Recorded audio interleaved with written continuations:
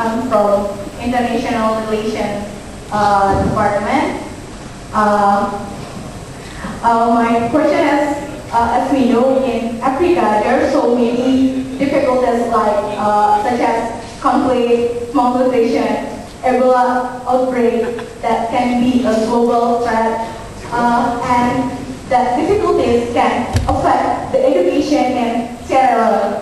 So my question is, what kind of self-help that Sierra Leone do to develop its education regarding the conflict, the difficulties? Thank you.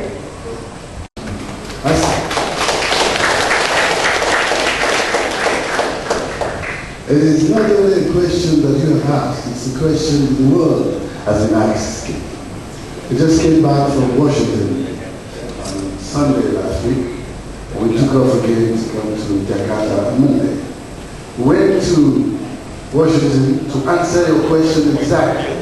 The World Bank and the United Nations wanted to know what Sierra Leone has put in place in order to kickstart the schools for the children and to make sure that education can develop.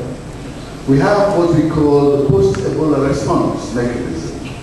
And that post-Ebola response mechanism is trying to introduce new infrastructure for schools, trying to train fast-track teachers, training to make sure that we have enough teachers in schools.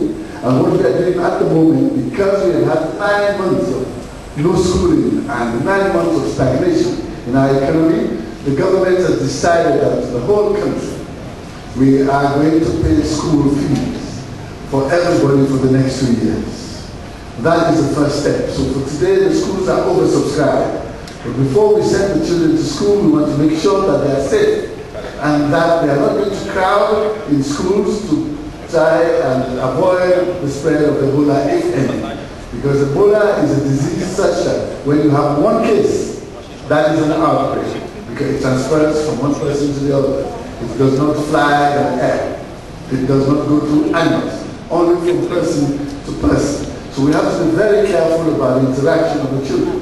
When the children go to school, they like to play and go out. This time we stop that. They cannot play, go to school and go back home. And we make sure that the sitting capacity, we reduce it. From what it was, we had, used to have about 60 children, one class, now it's only 30. So that we can give space to each child to move around without interfering with the other. So we're putting a lot of money into it. So we opened the schools, we put $89 million for the last 9 months to disinfect the schools, to build new classrooms, to improve increase the furniture in the schools so that they don't have to share benches and chairs and desks, and also to bring in learning material. What we were also doing during the period of Ebola, we were teaching them by television and radio. Television and radio, free of charge, they stay home and they do that. But of course, that is without the ambience of going to school. So we try as fast as possible to open the school. So the United Nations has subscribed and approved of our plan, the World Bank has approved of our plan, and they are going to support us in what is called the post-Ebola strategy. When we put everything together, for us to get back to just where we were in May last year, we will need something like $580 million. They have planned, they have pledged about 250. As a self-help, we're asking, we are trying to use the revenue from our iron ore when it starts exporting again. We're using the revenue from customs. We're using the revenue from the sale of diamonds and color and concentrate a lot of that revenue into the schools so that we can get our children prepared so they can also join the information highway. Maybe, just maybe, one day we might get Bill Gates coming from school from Sierra Leone. Thank you. Assalamualaikum warahmatullahi wabarakatuh. My name is Marsudi, lecturer staff of technology. I have two questions to you, sir. Mr. Al-Hadi Al-Masari, Bakar, I mean, that's a long name, sir. In your country, of course, you have the certain police, like in the business department, manage the relationship among the people in your religious community. According to your position as minister in charge of matters relating to tolerance, peace, and religion, herewith I ask those things. The first, what policies do you want to achieve proficiency level? And the second question, are there significant barriers to do with the implementation of the policy, and what solution you are going to do? Even though your country has happened the family war for more than 10 years. Thank you.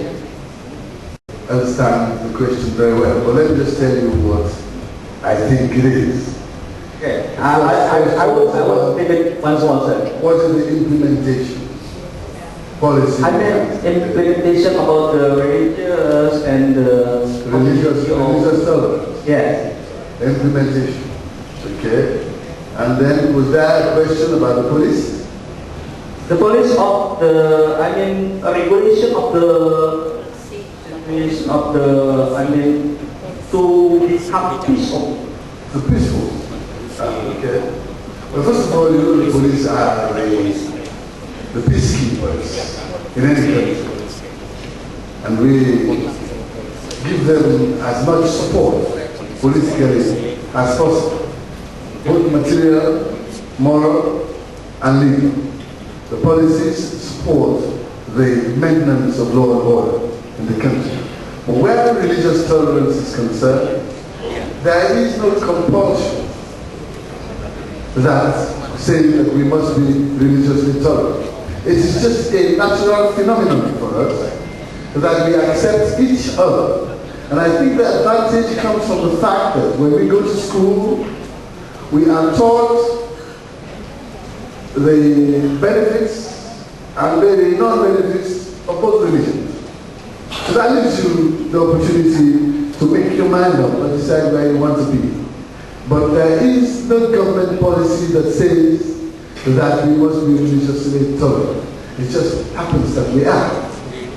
So for us, I think it is easier for us to talk about religious tolerance than for other countries where there is this schism being cut between religions, and it is taboo to even enter the house with somebody who is not of the same religion as you. That is why I quoted the books. I quoted the Quran. The verse I read you, Amana Rasul, is from God. He said to his apostle, and in this case Muhammad sallallahu alayhi wa sallam, when he was reading the Quran, he said, the people must obey all of my prophets that came from me. And that includes Masih Isa ibn Maryam. He is my prophet. So if you believe me, you must obey them. And you must also allow people to practice the way they are. Tell them the message, that this is the way to me. But there's no compulsion in religion. You don't take it, leave it. But you've told them, your job is to warn. That is why in some areas Muhammad sallallahu alayhi wa sallam was always referred to as a warner. He's come out to warn people. To warn you that these are the dangers. If you do it, fine. If you don't do it, this is what happens to you. And it leaves you. But also even in Christianity, the Christian catechism, they have the credit. They say, I believe in God, the Father Almighty, maker of heaven and earth. That is the essence of faith, the belief in one God. And that is what Amana Rasul is saying. So if you look at the interaction among all the books, you see that the road always leads to one God. The Quran, the Zabur, the Injil, and of course the Torah always leads to one. So if you believe all those books, they all come from God. And if you don't force people, the world will be a better and more peaceful place. We don't force people to join religions. We don't force people to be religiously tolerant. They do it of their own free volition. I gave you the example of my wife. When I married her, she was Catholic. I go visit her in Rosary. She's Catholic. I didn't talk to her about Christianity or Islam or whatever. Well, when I go to the mosque, she follows me.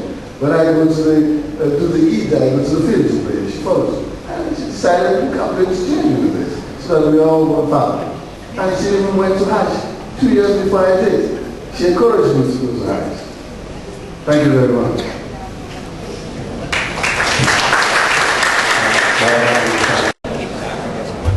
Salam sejahtera kita semua. Pada Bapak Rektor yang kami hormati beserta jajarannya, Bapak Wakil Minister of Improvement Curriculum, yang kami cintai, dan juga adik-adik dan undangan yang kami hormati. Pertama sekali, sebenarnya di sini adalah Pak Ketua, namun Pak Ketua ada satu kali sehingga kami hadir bersama Ibu Sekretaris, Ibu Dekamida untuk hadir di acara yang tentunya penuh makna dan strategis dalam rangka upaya untuk membangun sebuah komitmen. Nah, jika dilihat daripada fungsi tugas KPAI hadir, tentunya KPAI hadir dengan sebuah latar belakang yang cukup panjang. Ketika kita ketahui bahwa anak-anak tidak terlindungi dengan baik, tidak ada tempat aman khususnya di dunia ini, sehingga dipandang perlu untuk menempatkan posisi negara hadir di tengah-tengah kita. Negara di sini tentunya termasuk di dalamnya keluarga, lingkungan, pemerintah, dan juga jaringan yang lainnya. Nah, karena dari masalah tersebut kita menyadari bahwa banyak anak-anak yang tidak terlindungi, baik di tempat-tempat yang sifatnya keluarga, sekolah, ruang publik, dan bahkan juga ruang-ruang privat. Itu anak tidak maksimal terlindungi oleh negara. Nah, karena dari masalah tersebut tentunya banyak permasalahan yang melatar belakangi tentang kondisi anak tidak terlindungi, baik dalam aspek kekerasan, baik yang menyangkut masalah fisik, fisiologi maupun seksual. Dan itu rata-rata kita melihat banyak media cetak, berita dan sebagainya yang menempatkan tiada media cetak, koran dan juga elektronik yang menempatkan anak-anak masuk dalam sebuah berita, bisa dengan skala lokal, skala daerah, bahkan skala internasional. Mungkin bapak-bapak dan ibu sekalian pernah mendengar atau bahkan mungkin kita rahasia lagi masalah kasus Jakarta Indoor School, San Monica, bahkan sampai ke sekolah yang sifatnya al-Azhar. Itu adalah merupakan satu gambaran. Nah, dari posisi ini tentunya kita menyadari bahwa ada sebuah sudut pandang terhadap anak. Anak bisa dikategorikan sebagai aset bangsa, sebagai buah hati, bahkan mungkin juga bencana. Tinggal sudut pandangnya dan juga problemnya yang berbeda. Nah, berangkat dari masalah tersebut, tentunya kita menyadari bahwa KPAI adalah salah satu fungsi tugas diberikan dalam rangka pengawasan, dalam rangka upaya perlindungan anak di Indonesia, yang adalah amanat undang-undang berangkat dari Undang-Undang Nomor 23 Tahun 2002 dan juga direvisi dengan Undang-Undang 35. Peran negara atau pemerintah cukup maksimal, tapi ketika komitmen pengawalan terhadap regulasi, baik di tingkat regulasi pusat, daerah, bahkan juga implementasi di bawah, tidak sepenuhnya dikawal dengan baik, sehingga tetap namanya anak diposisikan tetap dimarginalkan, sehingga banyak anak dikorbankan dengan segala latar belakang, bahkan sampai ke penjualan organ tubuh, dieksploitasi, dan bahkan juga mungkin dipekerjakan tidak sesuai dengan hak martabat hak asasi manusia. Nah, tentunya kami dari KPAI menyadari hal tersebut. KPAI tidak bisa bergerak sendiri, perlu jaringan sebuah kemitraan. Salah satunya adalah dengan bekerjasama dengan universitas, pembangunan yang sifatnya MOU, nota kesepakatan yang hari ini kita tanda tangani, itu adalah merupakan sebuah upaya strategis bagi kita dalam rangka untuk menempatkan posisi anak terlindungi dalam sebuah komitmen. Nah tentunya di sini Bapak Rektor dan KPAI bahkan juga sampai kepada saudara kita yang ada di Amerika mencoba mengadakan sebuah penggalangan sebuah komitmen dalam rangka tanggung jawab moral kita dalam rangka melindungi namanya hak anak, tumbuh kembang anak, bahkan juga hak partisipasi anak.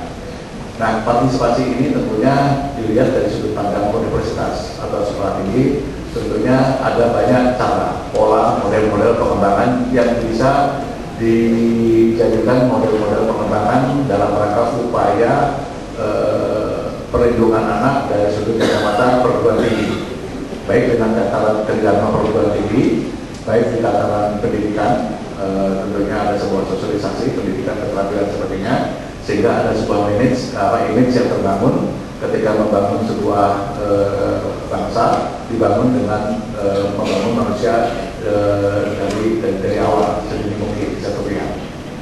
Di lain pihak tentunya perguruan tinggi bisa masuk dalam tataran yang bergerak dalam masa kajian dan penelitian, karena bagaimana juga banyak regulasi, banyak kebijakan publik yang kemungkinan tidak care atau bahkan memberikan tentang tumbuh kembang anak semacam itu.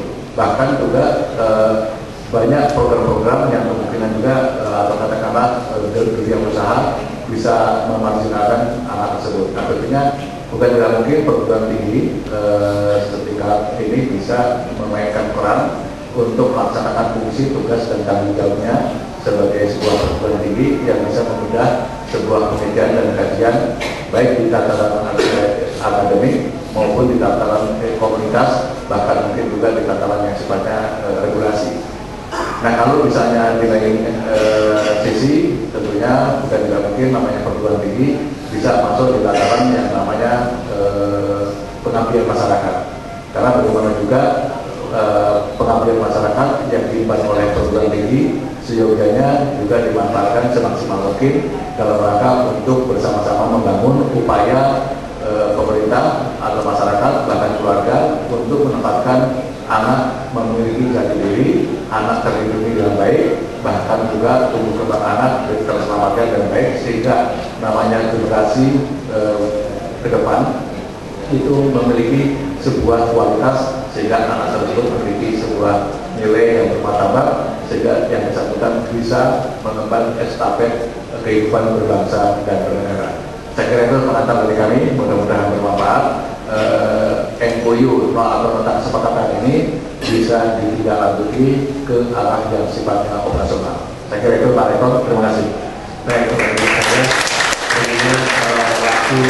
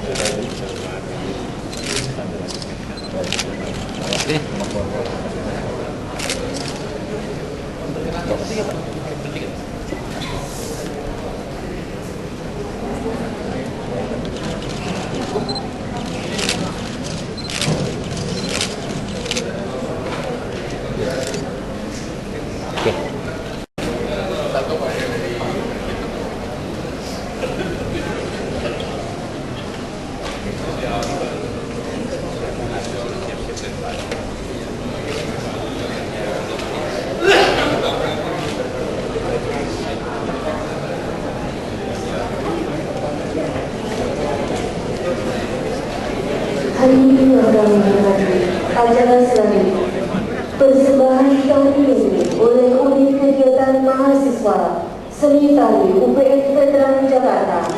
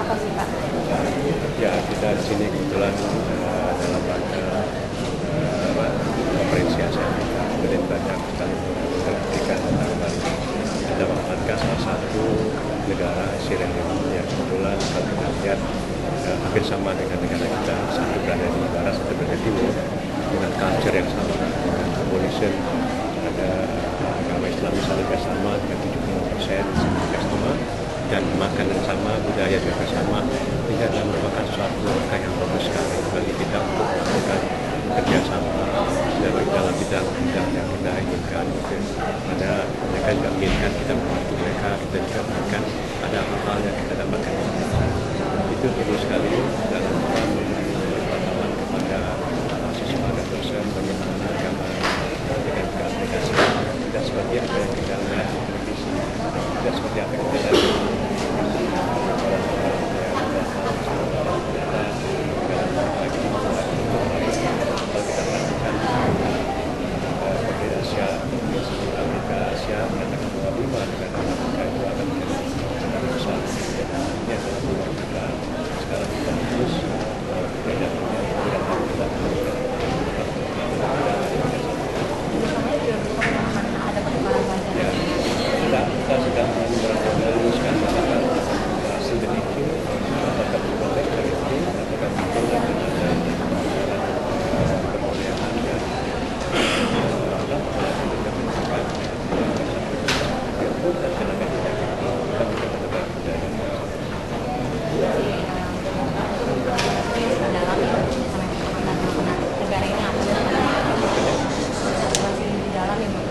ya, kita masih ini kan baru pertama kali ketemu. Nanti saya sampaikan ketika kita akan kita akan melihat kita akan segala kita akan melihat apa yang kita bisa.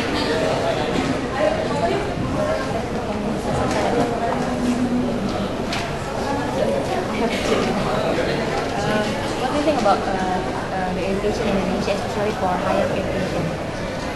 But I think I'm very fortunate today. I've been invited to the UPN. That gives me an insight into how Indonesia is preparing its young people for leadership, preparing its young people for prosperity, and also for the sustainable development of the country. I'm very impressed that this university has been in place since 1967. Originally, of course, started by the administrative sector, now been turned into a private university. I think it's an example that other countries, especially ours, can start. When I go back, I will tell the Minister of Defense that defense does not only mean protecting the borders.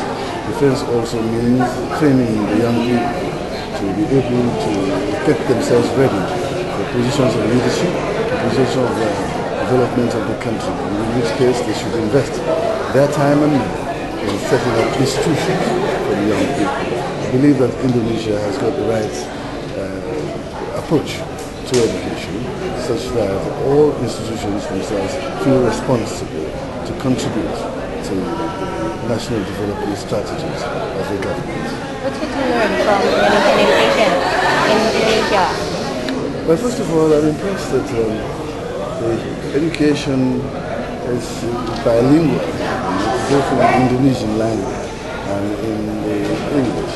And I believe that the preparation is good for the graduates when they leave here. They become marketable.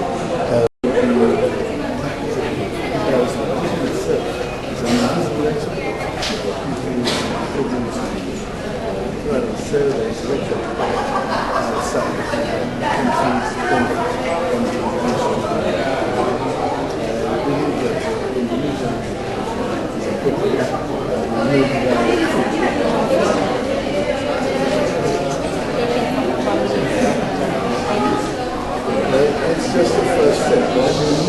It's a statement of intent between us and the rector of the University of UPS. And for now, I will take this back to the Minister of Education.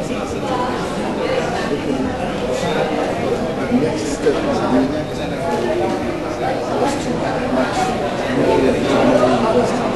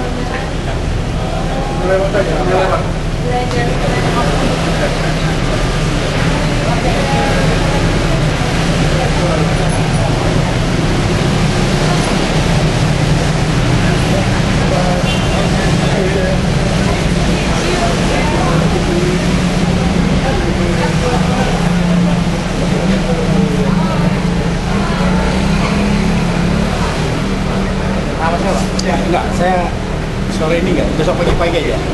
Ya, besok pagi-pagi aja. Saya nggak bisa.